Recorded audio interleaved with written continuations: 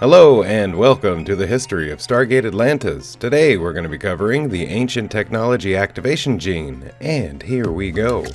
The Ancient Technology Activation Gene, or ATA gene for short, is a specific gene expression present within the DNA of the ancients that was used as a sort of genetic key, so only their kind can operate their technology.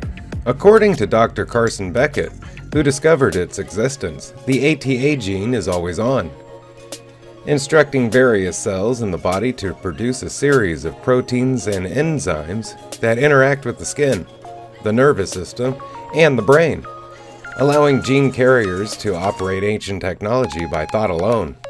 The gene itself may be artificial in origin, created by an early generation of ancients and passed down ever since.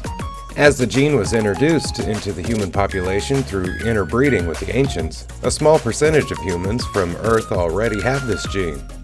However, since nearly 10,000 years have gone by since the ancients ascended, the gene is exceedingly rare amongst humans, and rarer still for those who possess it to have much proficiency in its use. The same is true of some humans born in the Pegasus galaxy. Starting in 2004, the Atlantis expedition team began to employ in vitro retroviro gene therapy to artificially implant the gene in humans. However, only 47 to 48% of those who undergo this procedure are rewarded with the ATA gene, and even then it is not always permanent. The first one inoculated was Dr. Rodney McKay, on whom the treatment was successful. It has since allowed him to further his research on ancient technology and fly ancient ships.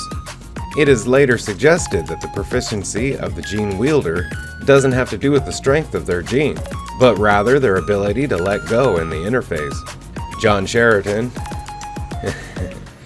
John Shepard is extremely good at this, hence his greater use of the gene, while he suggests that Jack O'Neill lacks the ability to let it go so much, resulting in the lesser use of the gene.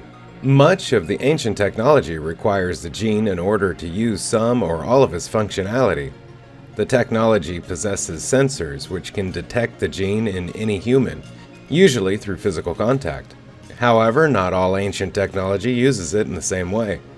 Certain technology only needs to be activated by someone possessing the gene, after which they remain active and usable by anyone, gene carrier or not. An example of this would be the long-range communication stones. Other technologies require constant mental input from the user, and thus the gene is necessary for this technology to be used at all. Control chairs and puddle jumpers, for example, use a neural interface that necessitates the presence of the gene. Ancient technology which uses this gene is often very sensitive to mental stimulus. For ancients, this is not a problem, but for humans, their lack of mental discipline combined with the limited understanding of the ancient technology can result in negative reactions. When Dr. Rodney McKay tested an ancient personal shield emitter, he was unable to remove it due to his subconscious fear of danger, which the shield interpreted as a desire for it to stay active. The shield prevented him from eating or drinking, as it is a full-body shield. Dr. Elizabeth Weir tricked McKay into deactivating it by presenting a scenario in which the shield's continued presence would put him in danger. Similarly, Dr. Carson Beckett accidentally fired a drone weapon when he was pressured into sitting into a control chair by McKay, despite being afraid of it, nearly shooting down a nearby helicopter. Hey, thank you for watching the history of Stargate Atlantis. Special thanks to the Stargate Wiki for all information you heard today, and very special thanks to Royalty Free Tube for this fantastic background. Have a great day. Bye-bye.